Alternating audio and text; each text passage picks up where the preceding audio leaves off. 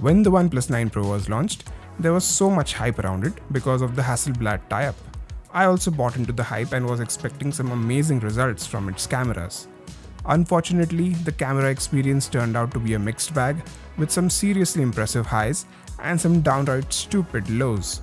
Now, 1 year later, with its successor, the OnePlus 10 Pro already available in the market, does it make any sense to buy this phone, the OnePlus 9 Pro? Well, let's find out in this video.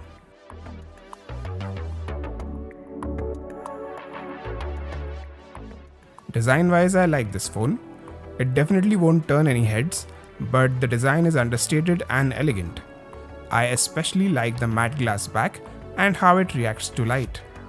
The camera bump is also well designed and doesn't protrude much despite housing two large sensors. The weight distribution is also quite good, so it doesn't feel top heavy like some other phones. Also, the overall shape and dimensions make it quite comfortable to use for longer durations. In terms of build, it has Gorilla Glass 5 on both front and back, along with an aluminum frame. Gorilla Glass 5 for a phone this expensive seems a bit insufficient. It should have used Gorilla Glass Victus or at least Gorilla Glass 6. Another thing that is expected for a phone this expensive is an IP68 rating, and fortunately this phone has it. Weirdly, its successor, the OnePlus 10 Pro, doesn't have it, at least here in India. So, in terms of design and build, I am quite happy with it, and after using it for over a year, it still looks as good as new.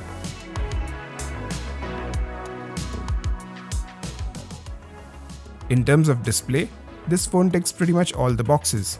This is a 6.7-inch 120Hz LTPO AMOLED display with Quad HD Plus resolution, 1 billion colors, and 240Hz touch sampling rate.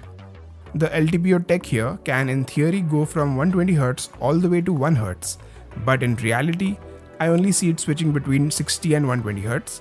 Maybe that lower refresh rate is limited to always on display. In terms of brightness, it can get really bright, around 800 nits in full screen and 1300 nits of peak brightness. In terms of color accuracy, this phone again does a great job. You can choose between multiple color profiles as well as tweak the white balance of the display. It also has True Tone-like functionality, where it adjusts the color temperature of the display based on the ambient lighting. For ensuring great multimedia consumption experience, this phone is Wideband L1 as well as HDR10 Plus certified. And HDR works perfectly in YouTube as well as Netflix and Prime Video. So overall, everything is pretty good about this display.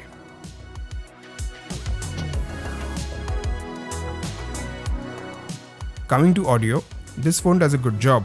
You get stereo speakers which sound pretty good. Here is a sample.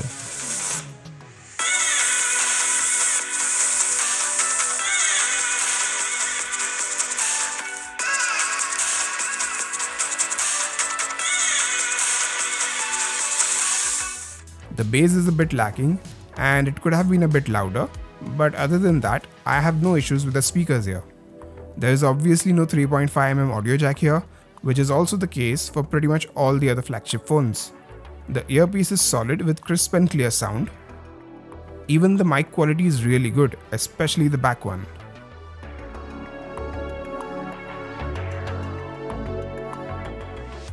Okay, now the camera department is a complete roller coaster with a lot of highs and lows. Starting with the camera specs, the main camera as well as the ultra-wide utilize fantastic hardware. The 3.3x telephoto camera is also decent, but the addition of a 2-megapixel monochrome sensor on a flagship phone like this is just not cool. Also, the 16-megapixel selfie camera is quite outdated as it has been used on many older OnePlus phones.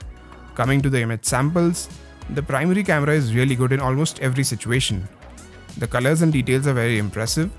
As it has a pretty big sensor, it creates a very nice natural bokeh when shooting close-up objects. Even in low light, the night mode does a great job with plenty of details being captured while keeping the image virtually noise-free. Using Pro mode, you can capture shots in 12-bit RAW with a lot of tweaking potential. The only area where this primary camera struggles is with dynamic range. It's decent, but compared to something like the Vivo X70 Pro Plus, you can easily see that a lot of shadows are being crushed on the OnePlus. Coming to the ultra-wide camera, this has to be one of the best ultra-wide cameras on any phone. It is very similar to the primary camera in terms of image quality, with a lot of details and great colors. It is also one of the best ultra-wide cameras for low light. It also doubles up as one of the best macro cameras on any phone. It is sad to see that OnePlus has downgraded the ultra-wide camera on the 10 Pro by using a much smaller sensor which also lacks macro capabilities. The 3.3x telephoto camera here is average. It does a decent job in good light, but in terms of color parity with other cameras, it is not very consistent. In low light conditions, the telephoto camera is not even used. The app defaults to the primary camera with a 3.3x digital zoom. The selfie camera is also pretty average. It does well in good lighting with natural skin tones and decent dynamic range, but in low light, the image becomes much softer and lacks details. Also, there is no night mode for selfies, which is just plain stupid. Even the OnePlus Nord and Nord 2 have much superior selfie cameras, and they are less than half the price of this phone. Anyways, coming to video recording, this phone does really well in some areas, but it completely falters in other areas. The primary camera as well as the ultra-wide can do really good 4K 60fps video recording with stabilization and good dynamic range. You can also switch between them while recording with smooth zoom. These two cameras are also capable of recording 8K videos, and the quality, especially in good lighting, is pretty good. The primary camera is also capable of 4K 120fps video recording, which even the latest and greatest Samsung Galaxy S22 Ultra can't do. It also has night mode for videos, and it works quite well. Unfortunately, OnePlus decided to limit the video recording capabilities of these cameras by not providing a Pro video mode, which nowadays even budget phones offer. Also disappointing is the fact that the 3.3x telephoto camera can only record videos in 1080p 30fps. Even the front camera is limited to 1080p videos, which is quite surprising given the fact that its 16 megapixel resolution is more than enough to cover the 4K resolution requirement. So overall, in terms of cameras, there is some serious potential here, but a half-baked attempt by OnePlus lets it down.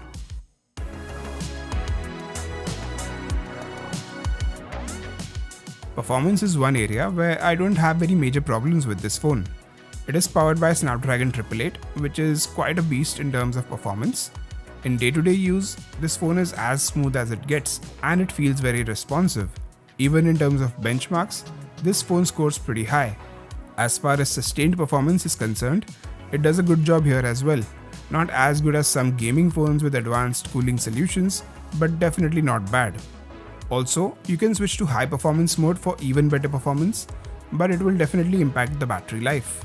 Gaming is great on this phone. Games like Asphalt 9, Call of Duty and BGMI run at 60fps at max settings without any problems. However, many games like Subway Surfers, which support 120fps, are limited to 60fps on this phone. It's not that the phone can't handle 120fps, it's just that OnePlus hasn't enabled it yet. Still, overall, as far as the performance is concerned, I'm quite happy with it.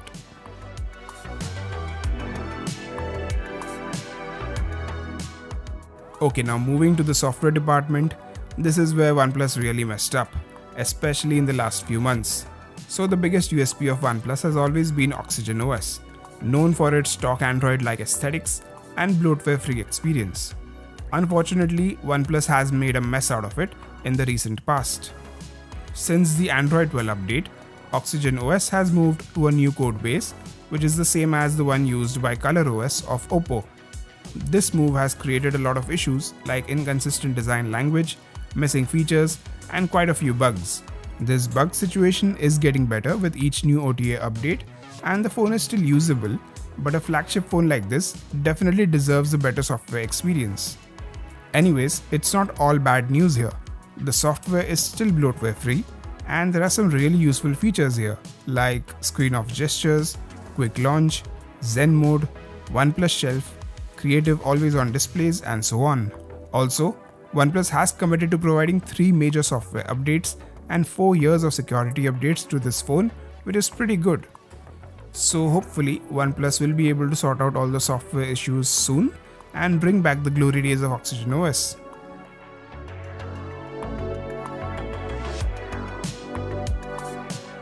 Next is the battery department. This phone is powered by a 4500 mAh battery, which is pretty average in terms of battery size. This year's OnePlus 10 Pro gets an upgrade to 5000 mAh cell in comparison. Anyways, This 4500 mAh battery on the 9 Pro does a decent job. My typical day includes a couple hours of video streaming, 1 or 2 hours of gaming, and the balance goes to social media browsing. With that kind of usage, this phone should easily last a day with 5 to 6 hours of screen on time. However, if used extensively for gaming and camera usage, the battery will drop much faster. Anyways, even with an average battery life, I have absolutely no battery anxiety with this phone, and this 65-watt charger is the reason.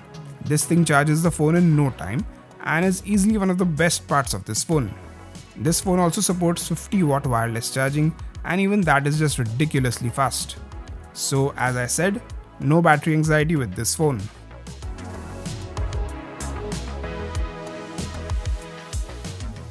This phone has a very useful hardware feature, the alert slider. I wish more brands adopted this feature on their phones. In terms of biometric security, the under-display fingerprint scanner as well as face unlock works really well.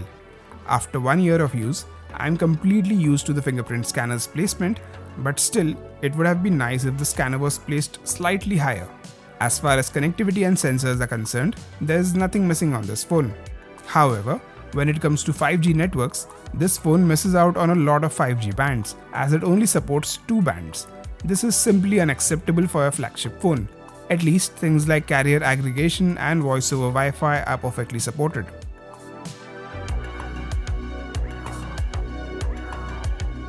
Compared to the new OnePlus 10 Pro, this phone offers a very similar feature set while providing superior ultra-wide and macro capabilities and being significantly cheaper. So among these two phones, the 9 Pro is easily the better choice. Another major competition to this phone is the Samsung Galaxy S21 FE.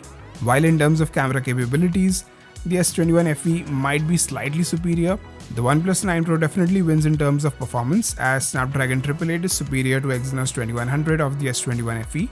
The OnePlus 9 Pro is also better in terms of design and build, as well as providing a much faster charging solution out of the box. So to conclude, OnePlus 9 Pro was a major missed opportunity last year, but now, with its revised pricing, it has become a lot more appealing. Under 50,000 rupees, there is hardly any phone that can provide everything that the OnePlus 9 Pro offers. So despite its flaws, it is easily one of the best options to consider under 50,000 rupees and certainly a much better deal than the OnePlus 10 Pro. That's it for this video. Hope you enjoyed it and found it helpful.